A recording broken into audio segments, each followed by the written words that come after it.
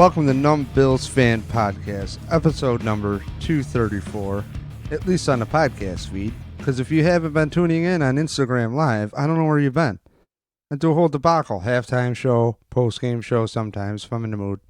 Definitely in the morning on the way out with Jeff to the game, and before the game starts. So where have you been? Get on Instagram, and, whatever, do your thing.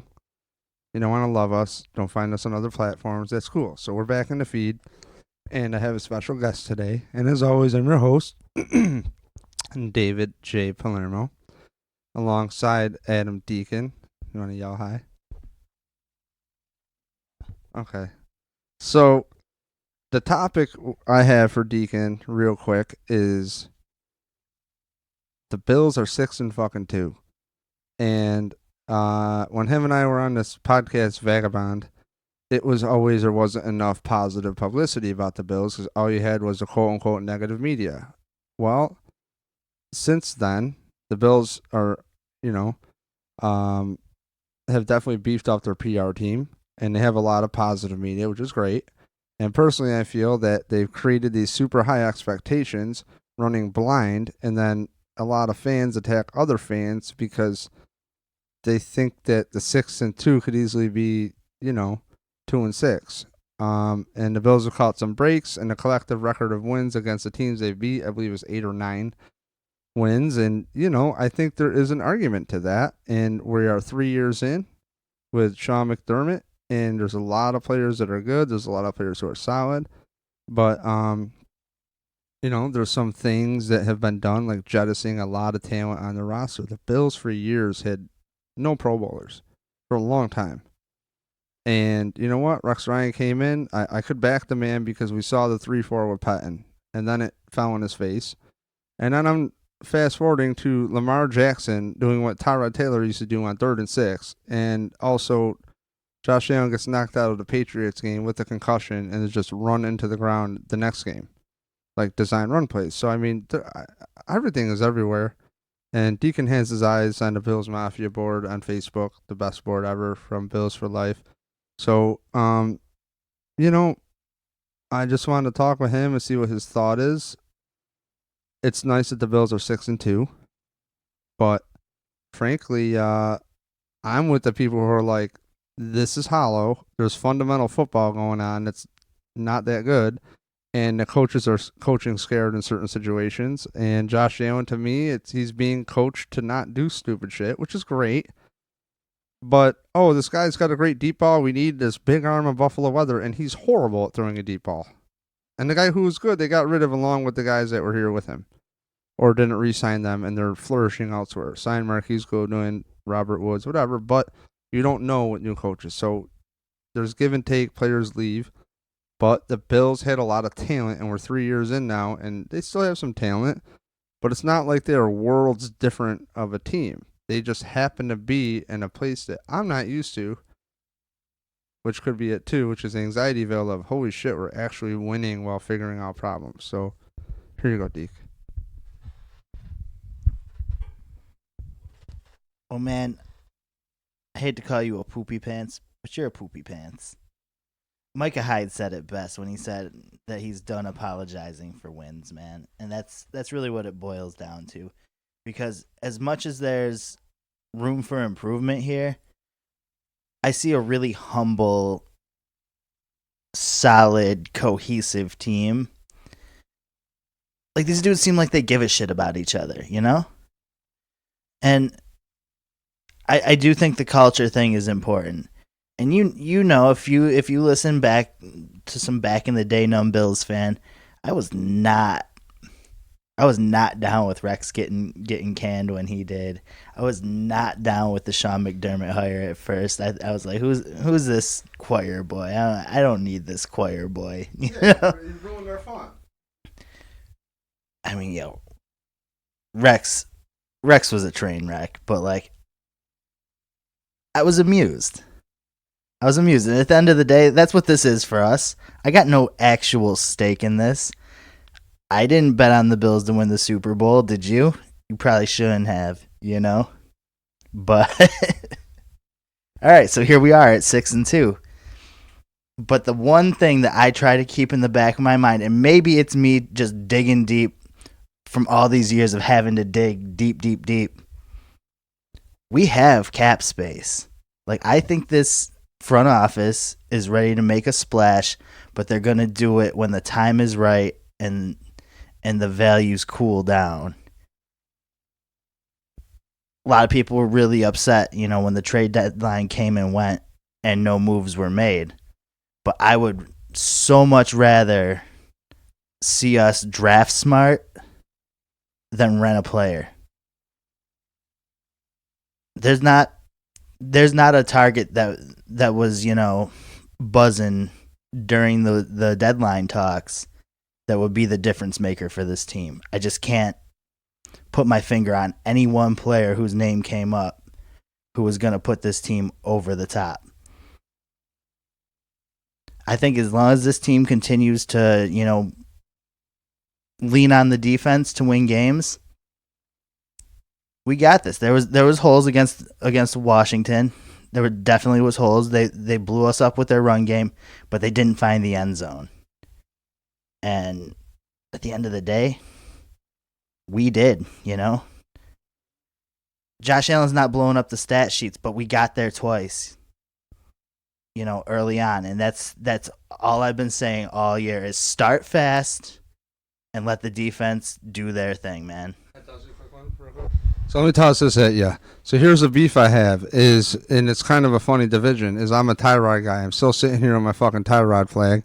And what's going to happen is, I'm watching a timer over here in case it stops, is what's going to happen here is this guy is playing the exact game that Tyrod Taylor played, and the people who are Josh Allen fans are fucking stoked about it. And these are the first ones a lot of times throwing out Tyrod Taylor. And my whole thing and your whole thing has always been coaching. We used to call Doug Moron. Doug Moron. It tells you how many times I called him Marone. Drink. Yeah, it was a drinking game. For the old school. Yeah, for the drinking game, the moron drink. And it's like, these guys are coached to do stupid shit. And for me, it's like, we've seen these players do certain things. And this coach, and what gives me confirmation is when I popped on the Why So Serious podcast after the loss to the Eagles. And let me tell you, dude, Donald Jones, Stevie Johnson, on fucking point. On fucking point, dude. They're right there. Remember Donald Jones? We'd be like, yo, dude, I heard about Murphy. And you're like, yo, dude, I heard Ruben Brown. We broke apart the offensive line. And the reason I think the Bills media has a stranglehold is because I think this is one of those coaches that really is concerned about it. And, the whole John Murphy show got changed into one Buffalo show, and they took out the truth tellers. They got in Steve Tasker, which, all due respect, he's not that up on, I think, the Bills as he should be. I think sometimes when I listen to him, I've heard him mention guys that aren't even on the fucking roster last year and talks, so you're just reading a card. I get it. But point is, as Stevie and Donald were calling it how it is, it's like, you drafted a quarterback to be your franchise guy and you're coaching him this way, and then you're not letting him do what he does and all this other stuff, and it's kind of like, well, why'd you draft him? Meanwhile, Lamar Jackson could have fouled to him, and the Ravens made a commitment to build around the kid. You know what I mean? And then it's like, I feel like, again, the Bills are kind of behind. Cam Newton. Oh, it's Cam Newton. Well, look at Cam fucking Newton. He's dead. He's literally fucking dead from dying. And meanwhile, Josh Allen already has a concussion. And the thing is that run game, we don't get that Cole Beasley play. We don't get that look off that last game. So I love Josh Allen's playmaking ability. It's just, I'm still going to be sitting here rooting for him while you guys are calling me a fucking imbecile, just like Tyrod. The Josh Allen thing is going to basically come down to who lives longer in Buffalo, the coaching staff or the quarterback. I'll pick the quarterback. And he could be here still when the next coaching staff arrives. I mean, let's not. I'm not count. First of all, I'm not counting out McDermott yet. I'm not. We're at 6-2. We're winning games with our defense. Some guy once said defense wins championships. Anyhow, I think Josh Allen definitely needs different coaching. And if he outlasts like the current staff, he might be the guy. Or I don't know. I mean, I'm not even at the fire Dable point yet. A lot of people are. I'm not. I just think I've been saying it all along since the offseason. We need an elite playmaker, someone who can take over when the passing game's not there for us. You know? For sure. For sure. Let me see. So, one thing I mentioned to you before we started is I was a little concerned with the coaching being similar to EJ Manuel. EJ Manuel's best game I thought was the Cleveland Browns game when he was a kid, and Josh Allen is a different story than EJ. I think he's better than EJ clearly, but maybe not.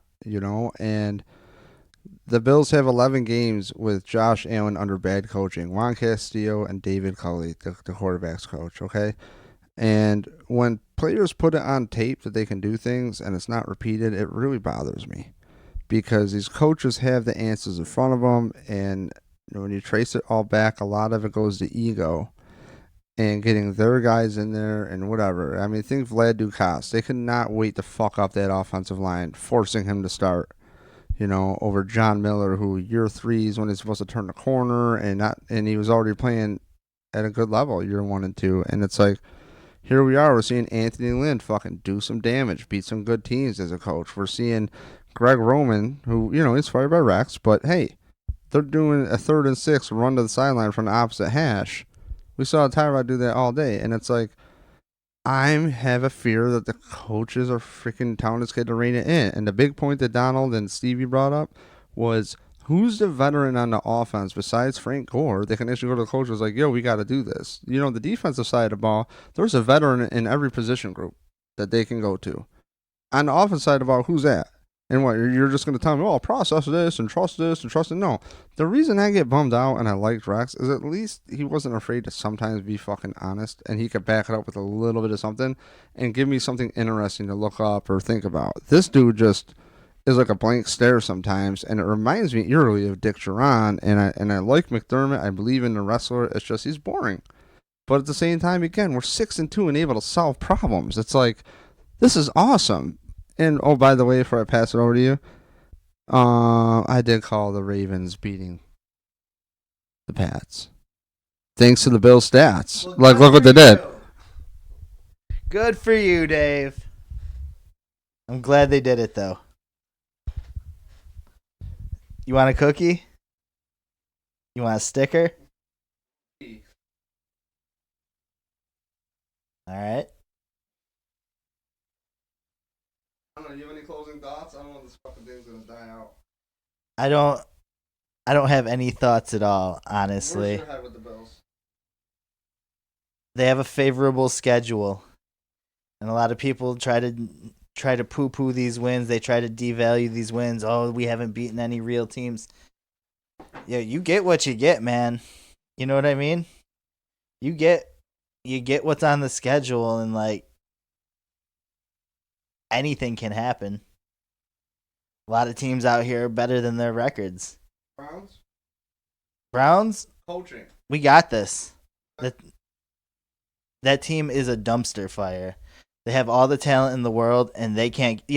I would rather be in the situation we're in with some like second-rate talent. No offense to any of these guys. I like John Brown. I like Cole Beasley, but they are not keeping these opposing defensive coordinators up at night. Nobody is coming into Buffalo like, oh no, what are we gonna do about Cole Beasley? You know what I mean? And maybe they should. I mean, he's a shifty kid, but like. He's not Odell Beckham, and they got what's his name there too, Jarvis Landry, and both those guys could come here and be the number one receiver.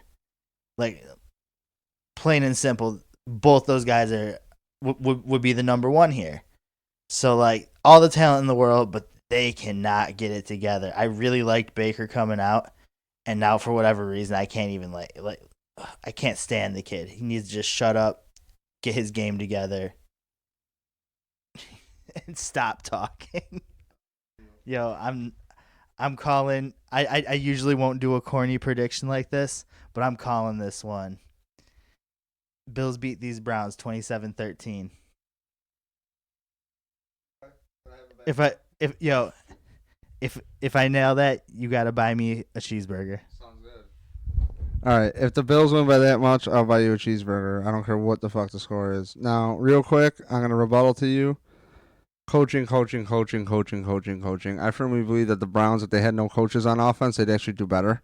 So, because the players will get together and understand how to win, because they're extremely, all about it. So, anything else for you? All right, well, that's Adam the Bills fan everywhere. I'm going to close this off before we go. It's been episode 234. Great to catch up with Deacon here, working around the corner. Always had the mic with me lately, so figured we'd track again. So thank you for tuning in, as always. Brought to you by Punch Drunk Sports podcast. And, check out Tinfoil Hat, too, if you want to get into some other stuff. And great stuff. So also, check out that Why So Serious podcast.